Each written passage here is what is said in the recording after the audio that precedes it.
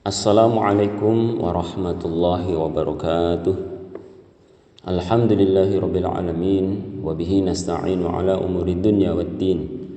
Wassalatu wassalamu ala asyrafil anbiya'i wal mursalin sayyidina wa maulana Muhammadin wa ala alihi washabbihi ajma'in, amma ba'du.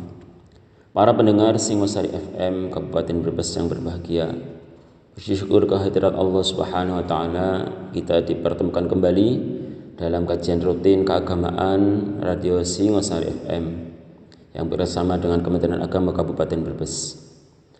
Untuk kesempatan sore hari ini, perkenankanlah kami untuk sedikit membahas terkait dengan hal-hal yang membatalkan puasa. Walaupun saat ini barangkali kita sudah hampir separuh untuk melaksanakan ibadah puasa pada kesempatan tahun ini, akan tetapi barangkali ini menjadi pengingat bagi kita semua untuk benar-benar memperhatikan hal-hal yang membatalkan puasa. Juga insya Allah akan kita bahas terkait dengan membayar fidyah, baik cara, niat, takaran hingga penyalurannya. Para pendengar Singosari FM yang berbahagia, selain harus melaksanakan kewajiban-kewajiban pada saat puasa, kita juga dituntut untuk menjaga diri dari hal-hal yang dapat membatalkan puasa. Dalam kitab Fathul Qorib dijelaskan bahwa perkara yang dapat membatalkan puasa meliputi beberapa hal. Berikut akan kami sampaikan perinciannya. Yang pertama, sampainya sesuatu ke dalam lubang tubuh dengan disengaja. Maksudnya, puasa yang dijalankan seseorang akan batal ketika adanya benda ain yang masuk dalam salah satu lubang yang berpangkal pada organ bagian dalam yang dalam istilah fikih biasa disebut dengan jauf, seperti mulut, telinga, hidung. Benda tersebut masuk ke dalam jauf dengan kesengajaan dari diri seseorang. Lubang atau jauf ini memiliki batas awal yang ketika benda melewati batas tersebut maka puasa menjadi batal. Tapi selama belum melewatinya maka puasa tetap sah. Contoh dalam hidung, batas awalnya adalah bagian yang disebut dengan muntaha khayshum, pangkal insang yang sejajar dengan mata. Dalam telinga yaitu bagian dalam yang sekiranya tidak terlihat oleh mata. Sedangkan dalam mulut, batas awalnya adalah tenggorokan yang biasa disebut dengan hulqum. Puasa batal ketika terdapat benda, baik itu makanan, minuman, atau benda lain yang sampai pada tenggorokan. Namun tidak batal bila benda masih berada dalam mulut dan tidak ada sedikit pun bagian dari benda itu yang sampai pada tenggorokan. Berbeda halnya ketika benda yang masuk dalam jauf seseorang yang sedang berpuasa dilakukan dalam keadaan lupa atau sengaja tapi ia belum mengerti bahwa masuknya benda pada jauf adalah hal yang dapat membatalkan puasa. Maka dalam keadaan demikian, puasa yang dilakukan seseorang tetap dihukumi sah selama benda yang masuk dalam jauf tidak dalam volume yang banyak, seperti lupa memakan makanan yang sangat banyak pada saat puasa. Maka ketika hal tersebut terjadi, puasa dihukumi batal. Para pendengar Singosari FM yang berbahagia, kedua, mengobati dengan cara memasukkan benda atau obat atau benda lain pada salah satu dari dua jalan, qubul dan dubur.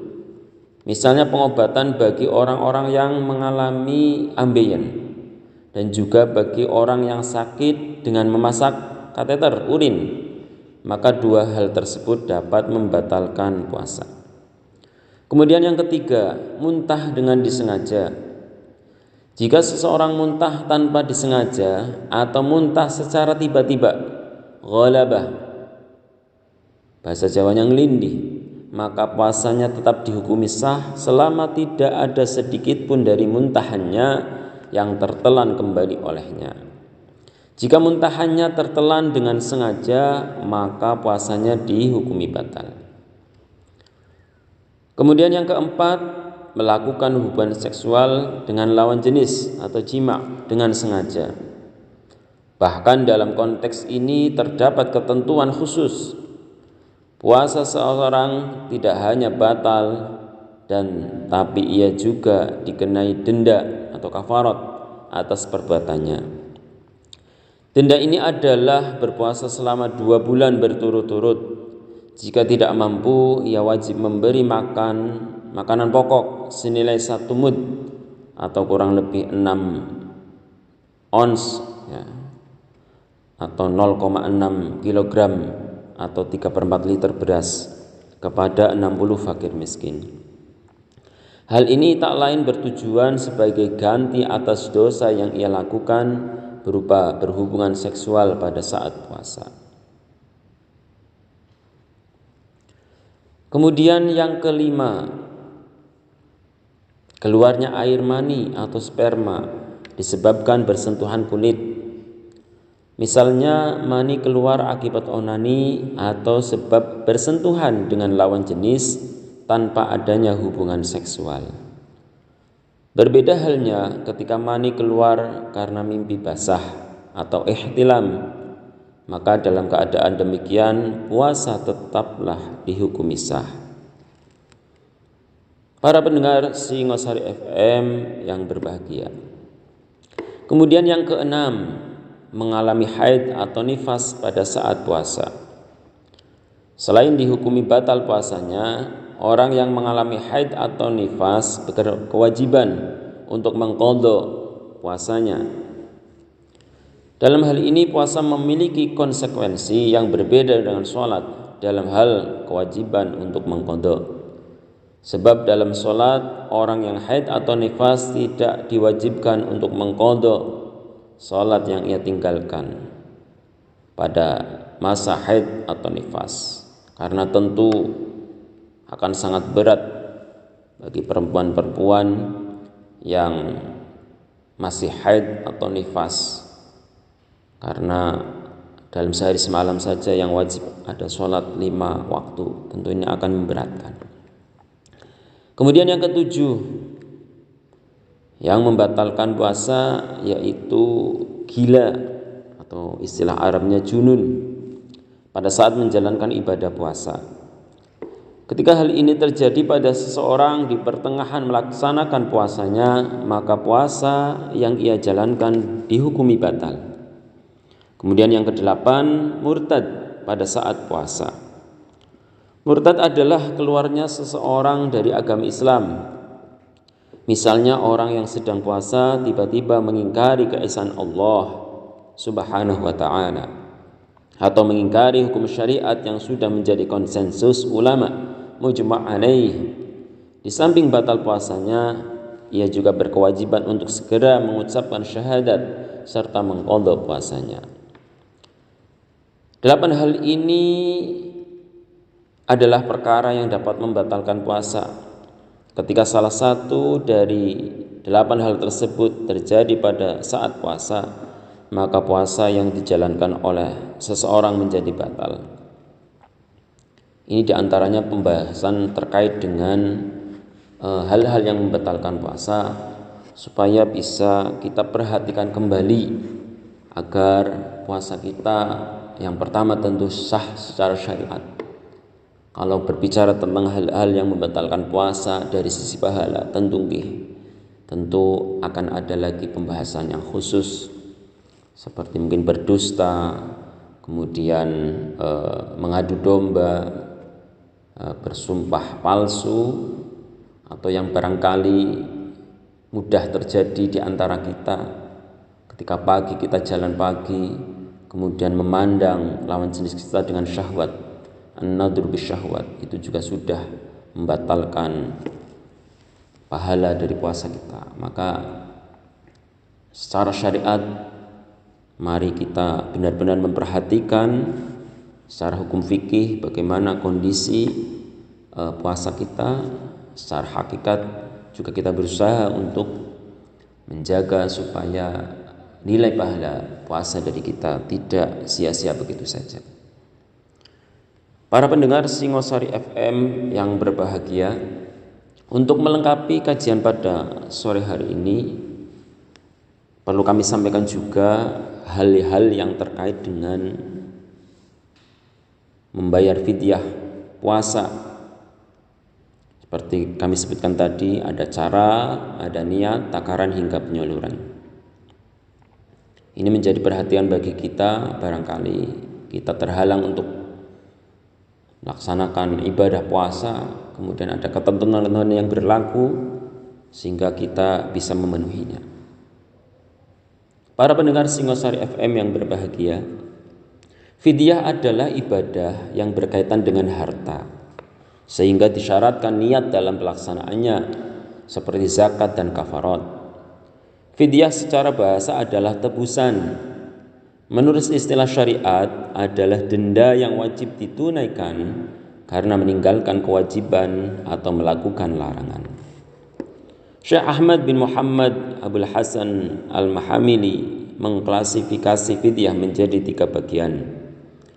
Pertama, fidyah senilai 1 mud. Yang kedua, fidyah senilai 2 mud. Dan yang ketiga, fidyah dengan menyembelih dam atau binatang. Dalam hal ini pembicara akan fokus kepada fidyah yang berkaitan dengan ibadah puasa Ramadan.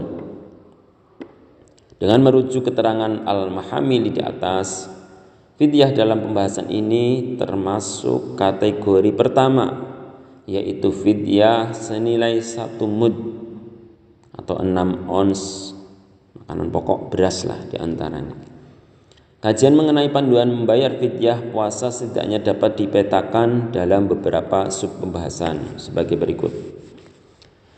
Kategori orang yang wajib membayar fidyah. Para pendengar, mari kita perhatikan orang-orang yang wajib membayar fidyah.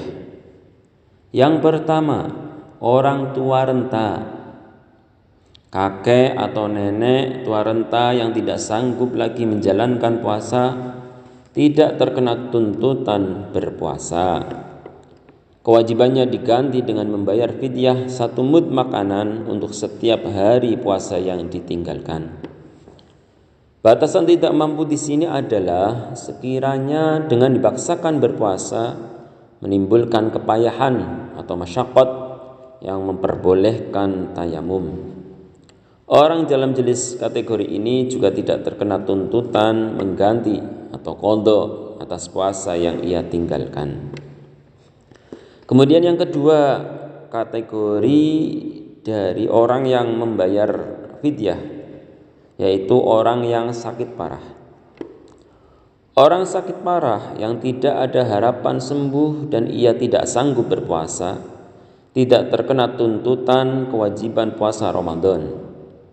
Akan tetapi sebagai gantinya ia wajib membayar fidyah seperti orang tua renta. Batasan tidak mampu berpuasa bagi orang sakit parah adalah sekiranya mengalami kepayahan apabila ia berpuasa sesuai standar masyaqqat dalam bab tayamum. Orang dalam kategori ini hanya wajib membayar fidyah, tidak ada kewajiban puasa, baik ada dalam bulan Ramadan maupun qadha di luar Ramadan. Berbeda dengan orang sakit yang masih diharapkan sembuh, ia tidak terkena kewajiban fidyah. Ia diperbolehkan tidak berpuasa apabila mengalami kepayahan dengan berpuasa. Namun kewajiban mengganti puasanya di kemudian hari. Para pendengar Singosari FM yang dirahmati Allah, kemudian kategori yang 3 adalah wanita hamil atau menyusui. Ibu hamil atau wanita yang tengah menyusui diperbolehkan meninggalkan puasa bila ia mengalami kepayahan dengan berpuasa atau mengkhawatirkan keselamatan anak atau janin yang dikandungnya. Di kemudian hari ia wajib mengganti puasa yang ditinggalkan, baik karena khawatir keselamatan dirinya atau anaknya. Mengenai kewajiban fidyah diperinci sebagai berikut. Jika ia khawatir keselamatan dirinya atau dirinya beserta anak atau janinnya, maka tidak ada kewajiban fidyah. Akan tetapi jika hanya khawatir keselamatan atau anak dan janinnya, maka wajib membayar fidyah. Supaya bisa dipahami, ini karena terkait dengan sesuatu atau orang lain. Jadi itulah perinciannya atau batasannya. Wajib membayar fidyah. Kemudian kategori yang keempat adalah orang yang mati. Dalam fikih Syafi'i, orang mati yang meninggalkan utang puasa dibagi menjadi dua. Pertama, orang yang tidak wajib difidyahi, yaitu orang yang meninggalkan puasa karena uzur dan ia tidak memiliki kesempatan untuk mengqadha, semisal sakitnya berlanjut sampai mati. Tidak ada kewajiban apapun bagi ahli waris perihal puasa yang ditinggalkan mayit, baik berupa fidyah atau puasa. Sedangkan yang kedua, orang yang wajib difidyahi, yaitu orang yang meninggalkan puasa tanpa uzur atau karena uzur namun ia menemukan waktu yang memungkinkan untuk mengqadha puasa. Menurut qaul jadid, pendapat baru Imam Syafi'i, wajib bagi ahli waris atau walinya mengeluarkan fidyah untuk mayit sebesar 1 mud makanan pokok untuk setiap hari puasa yang ditinggalkan. Biaya pembayaran fidyah diambilkan dari harta peninggalan mayit. Menurut pendapat ini, puasa tidak boleh dilakukan dalam rangka memenuhi tanggungan mayit. Sedangkan menurut qaul qadim, pendapat lama Imam Syafi'i, ahli waris atau wali boleh memilih di antara dua opsi, yaitu membayar fidyah atau berpuasa untuk mayit. Qaul qadim dalam permasalahan ini lebih unggul daripada qaul jadid, bahkan lebih sering difatwakan ulama, sebab didukung oleh banyak ulama ahli tarjih. Ketentuan di atas berlaku apabila tirkah atau harta peninggalan mayit mencukupi untuk membayar fidyah puasa mayit.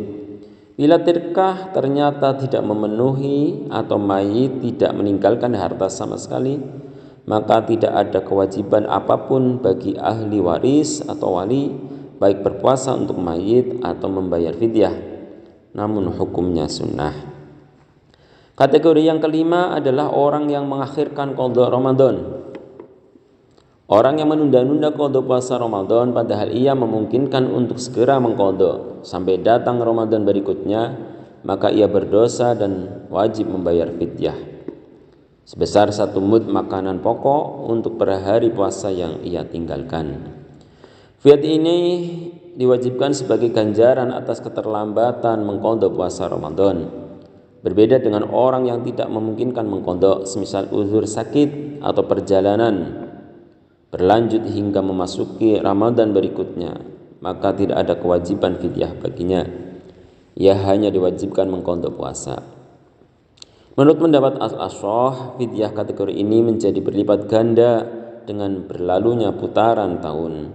Semisal orang yang tanggungan qadha puasa sehari di tahun 2022, maka ia tidak kunjung mengqadha sampai masuk Ramadan tahun 2024 umpamanya. Maka dengan berlalunya 2 tahun, 2 kali putaran Ramadan, kewajiban fidyah berlipat ganda menjadi 2 mud. Dijelaskan oleh Jalaluddin Al-Mahalli bahwa orang yang mengakhirkan qadha Ramadan padahal imkan atau ada kesempatan sekiranya ia mukim dan sehat sehingga masuk Ramadan yang lain, maka selain qadha ia wajib membayar 1 mud makanan setiap hari puasa yang ditinggalkan.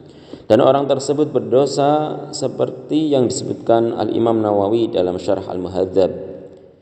Di dalam kitab tersebut beliau juga menyebut bahwa 1 mud makanan diwajibkan dengan masuknya bulan Ramadan.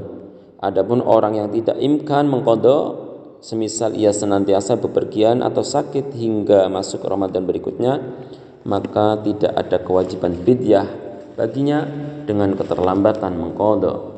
Sebab mengakhirkan puasa ada disebabkan udzur baginya adalah boleh, maka mengakhirkan qada tentu lebih boleh. Menurut pendapat Al-Ashah, satu mud menjadi berlipat ganda dengan berlipatnya beberapa tahun. Menurut pendapat kedua, tidak menjadi berlipat ganda. Maksudnya cukup membayar satu mud dari beberapa tahun yang terlewat. Para pendengar Singosari FM yang berbahagia, kadar dan jenis fidyah yang ditunaikan adalah satu mud, makanan pokok untuk setiap hari puasa yang ditinggalkan. Makanan pokok bagi mayoritas masyarakat Indonesia adalah beras.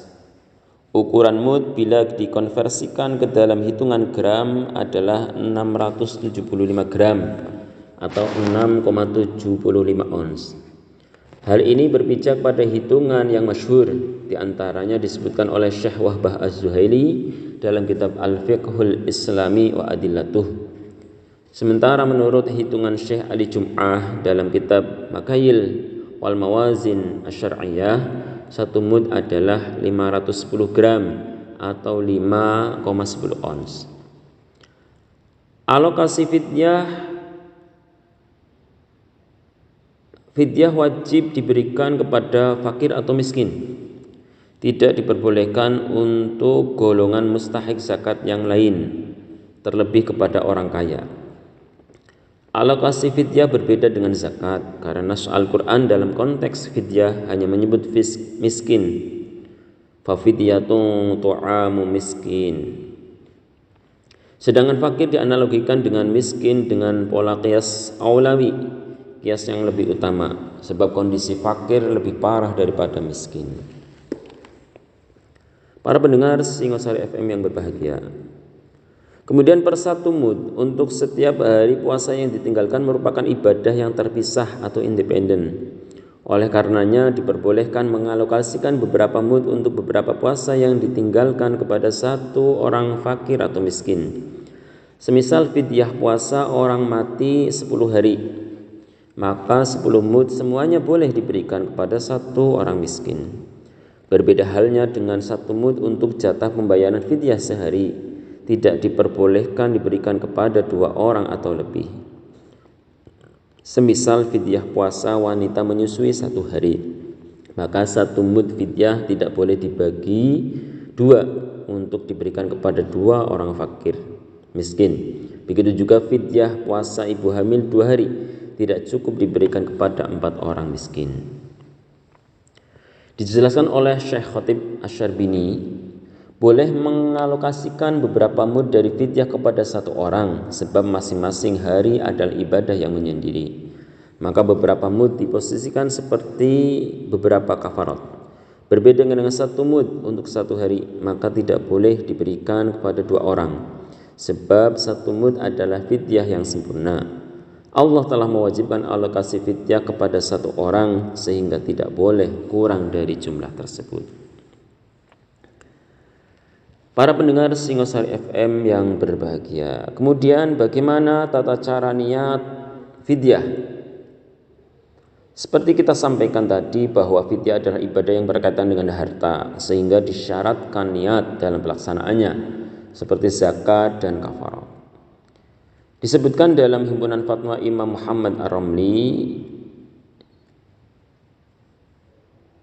Imam Ar-Ramli ditanya, apakah orang tua renta yang lemah berpuasa dan mengeluarkan fidyah wajib niat atau tidak? Fa'ajaba bi annahu talzamuhu an-niyah li'anna al-fidyah ibadatun maliyatun kaz-zakah wal kafarah fayanwi bi al-fidyah li fadrihi. Imam Ar-Ramli menjawab bahwa ia wajib niat fidyah sebab fidyah adalah ibadah harta seperti zakat dan kafarat. Maka niatkanlah mengeluarkan fidyah karena tidak berpuasa Ramadan. Kemudian bagaimana contoh niatnya? Kita contohkan umpamanya niat fidyah puasa bagi orang sakit keras dan orang tua renta. Nawaitu an ukhrija hadhil fidyah li iftari shaumi Ramadan fardhu lillahi ta'ala.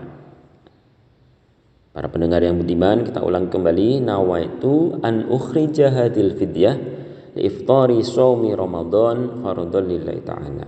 Aku niat mengeluarkan fidyah ini karena berbuka puasa di bulan Ramadan fardu karena Allah. Kemudian contoh niat fidyah bagi wanita hamil atau menyusui. Bismillahirrahmanirrahim. Nawaitu an ukhrija hadil fidyah an iftari shaumi Ramadan lil khaufi ala waladi fardhu lillahi ta'ala. Nah, lil khaufi ala waladi fardhu lillahi ta'ala. Aku niat mengeluarkan fidyah ini dari tanggungan berbuka puasa Ramadan karena khawatir keselamatan anakku. Fardu karena Allah Ta'ala. Kemudian contoh niat fidyah puasa orang yang mati. Nah, ini tentu dilakukan oleh ahli waris atau walinya. Bismillahirrahmanirrahim. Nawaitu an ukhrija hadil fidyah an shaumi Ramadana fulan ibni fulan, dengan menyebutkan namanya fardhu lillahi ta'ala. Aku niat mengeluarkan fidyah ini dari tanggungan puasa Ramadan untuk si fulan atau seseorang, disebutkan nama mayitnya, fardu karena Allah Ta'ala. Kemudian yang selanjutnya contoh niat fidyah karena terlambat mengqadha puasa Ramadan.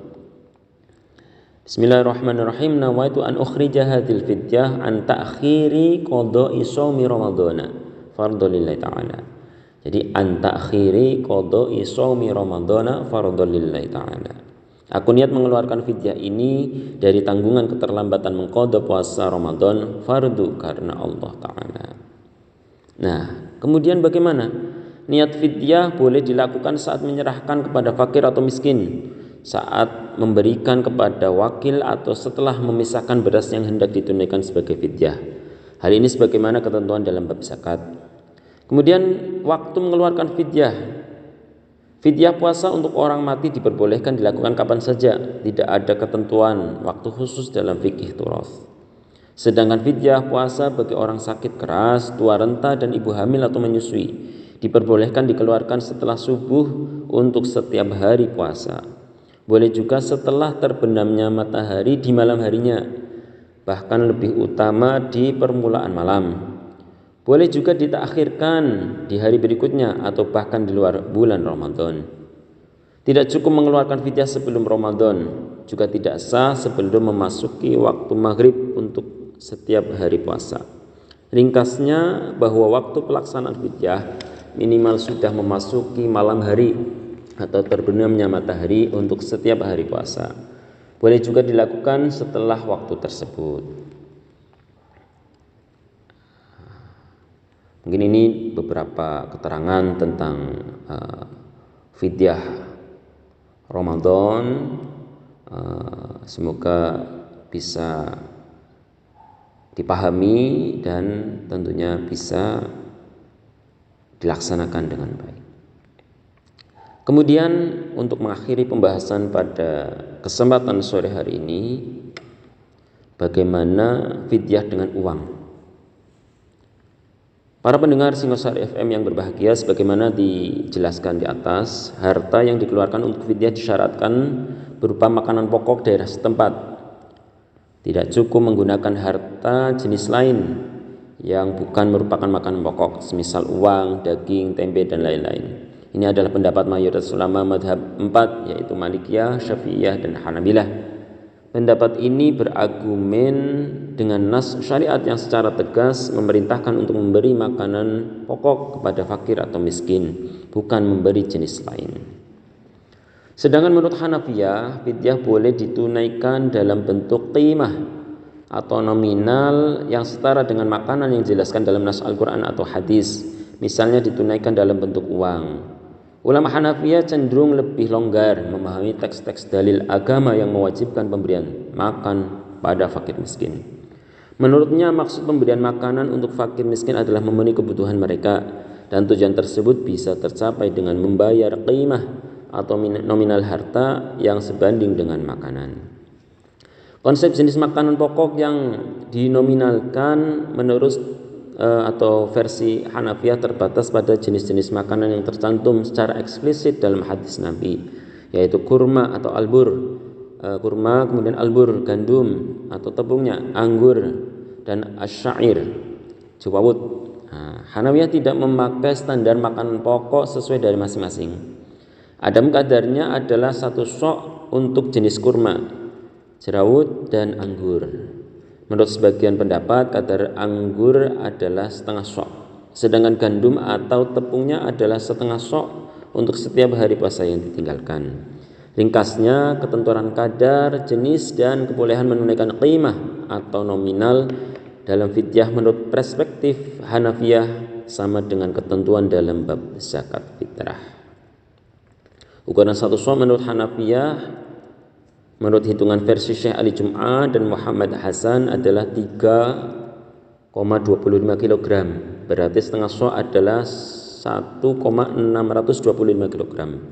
Sedangkan menurut hitungan versi Syekh Wahbab Az-Zuhaili dalam fikih al-Islami adilatuh adalah 3,8 kg.